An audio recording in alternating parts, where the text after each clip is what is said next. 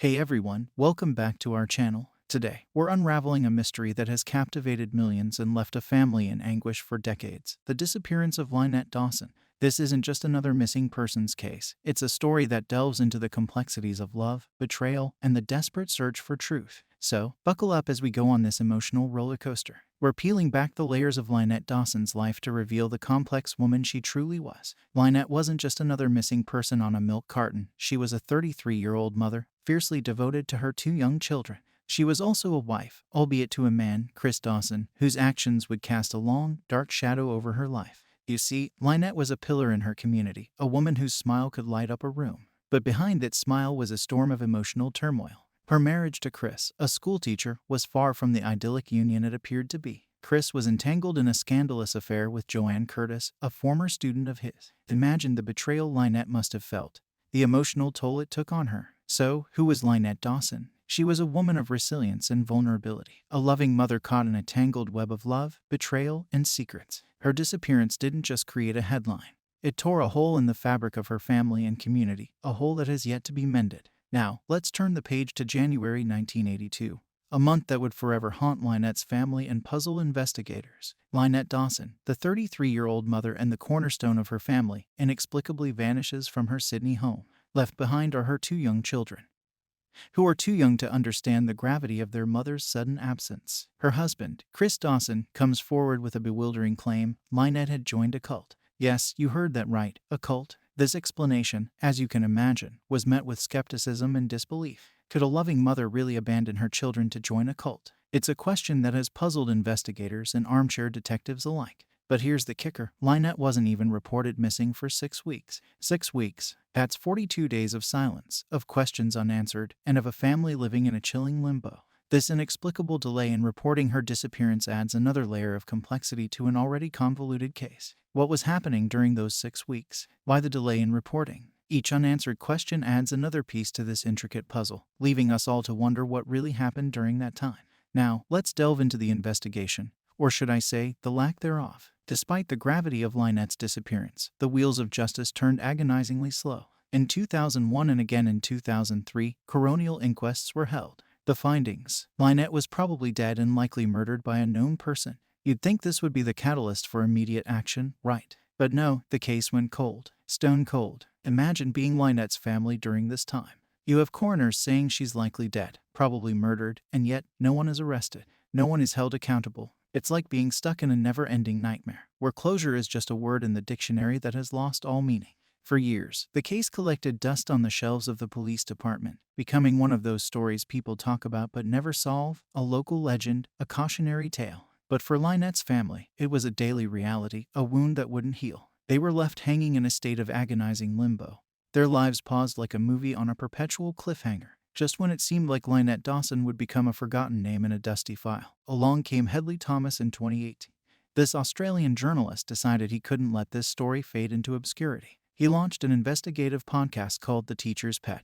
And let me tell you, it was like throwing a lit match into a room full of gasoline. Hedley didn't just skim the surface, he dug deep. He exposed a dark underbelly of grooming and underage relationships that Chris Dawson had been involved in while working in northern Sydney schools. This wasn't just a podcast, it was an excavation of buried truths, a spotlight on the dark corners of a community. And people listened. Oh, did they listen? The podcast was downloaded more than 28 million times. That's right, 28 million. It was as if the world had suddenly woken up and realized that Lynette Dawson deserved justice. New witnesses came forward. Family members broke their silence. The case was no longer cold, it was red hot. The impact of The Teacher's Pet was seismic. It didn't just tell Lynette's story, it shook the foundations of the community and forced people to question what they thought they knew. It reignited not just interest in the case, but a fervor for justice that had been missing for far too long.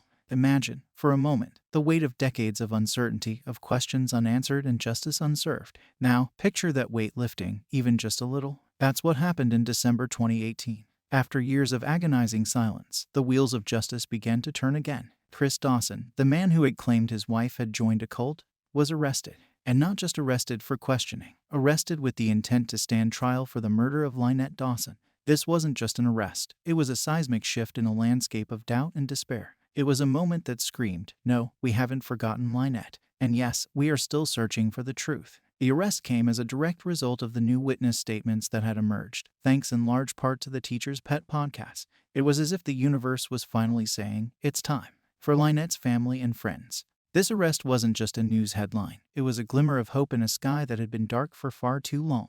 It was a promise that maybe, just maybe, justice could still be served. This arrest wasn't the end of the story, but it was the end of one chapter and the beginning of another. A chapter where Lynette might finally get the justice she so deeply deserves. Let's take a step back from the headlines, the podcasts, and the courtroom drama. Let's focus on the human aspect of this tragedy, the family that Lynette left behind. Imagine being a child and waking up one day to find that your mother, the woman who brought you into this world, is gone. Imagine being a sibling, a parent, or a friend, and having to grapple with a gaping hole in your life that no amount of time or distraction can fill. Lynette's children had to grow up in the shadow of a mystery, a puzzle with a missing piece that no one could find. Birthdays, holidays, milestones, every joyous occasion tinged with the sorrow of her absence. And what about the everyday moments? The bedtime stories never read, the scraped knees never kissed better, the life lessons never imparted. Those are the invisible scars that her children bear. For Lynette's extended family, the years haven't dulled the pain, they've only stretched it out, like an endless tapestry of what-ifs and if-onlys. Every family gathering is a reminder of the empty chair at the table, every family photo a testament to an incomplete picture. And then came the arrest, a moment that must have been met with a mix of relief and trepidation. Relief that finally, something was happening. Trepidation because the reopening of the case also meant the reopening of old wounds, wounds that had never really healed. This isn't just a story of a missing person. It's a narrative of a family's unending quest for closure, for some semblance of peace in a situation that defies all logic and understanding. The emotional toll is not just heavy, it's unbearable. And yet, they bear it, day in and day out, because they have no other choice. As we delve deeper into this labyrinthine case, we find ourselves entangled in a web of questions that seem to multiply rather than diminish. The arrest of Chris Dawson, while a significant development, is not the final chapter in this story. It's merely a new twist in a tale that has more turns than a winding road. First and foremost, where is Lynette Dawson? It's the question that looms like a dark cloud over every other detail of this case. Despite extensive searches, forensic examinations, and public appeals, Lynette remains missing. Her absence is a void that not even a guilty verdict can fill. Then there's the baffling delay in reporting her missing. 6 weeks, 42 days and nights of silence. What transpired during that time? Was it a period of calculated manipulation or just a tragic oversight? Either way, those 6 weeks have cast a long shadow over the investigation, muddying the waters and leaving us to wonder what might have been different if immediate action had been taken. And let's not forget the upcoming trial. It's a moment that Lynette's family has been waiting for, but it's also a double-edged sword. On one hand, it offers the hope of justice, of some form of closure. On the other hand, it's a painful reminder that Lynette is still missing, that the family's ordeal is far from over. Will the trial answer these questions? Will it provide the much-needed closure for Lynette's family? Or will it open up new avenues of doubt and speculation? These are the haunting questions that keep us up at night, that drive us to seek the truth, no matter how elusive it may be. The ripple effect of Lynette Dawson's disappearance extends far beyond the immediate circle of her family and friends. It's a story that has seeped into the very fabric of Sydney's community, leaving a stain that no amount of time or talk can remove. The sordid details, the years of silence, and the shocking revelations have all combined to create a narrative that is both compelling and deeply unsettling. People in Sydney, and indeed all of Australia, have found themselves captivated by the twists and turns of this case. It's the kind of story that you discuss in hushed tones at dinner parties, that you debate with colleagues during lunch breaks, that you ponder as you lie awake at night. It's a story that elicits a range of emotions, from anger and disbelief to sorrow and sympathy. But it's also a story that serves as a cautionary tale, a grim reminder of the darker aspects of human nature and the vulnerabilities that we all share. It's a story that has made parents hold their children a little tighter, spouses reconsider the strength of their marriages, and individuals reflect on the transient nature of life itself. As we come to the end of this intricate and emotional journey, one thing is abundantly clear: the disappearance of Lynette Dawson is a story that has etched itself into the collective memory of Australia. It's a tale that refuses to be forgotten, a mystery that begs to be solved, and a tragedy that yearns for closure. Thank you for joining me on this deep dive into a case that has both captivated and confounded us. As we await the upcoming trial and whatever revelations it may bring, let's not forget the human element of this story, the family that waits, the community that wonders, and the woman who remains missing. Stay vigilant in your quest for the truth, stay curious in your exploration of the unknown, and most importantly, stay safe in a world that can sometimes be anything but.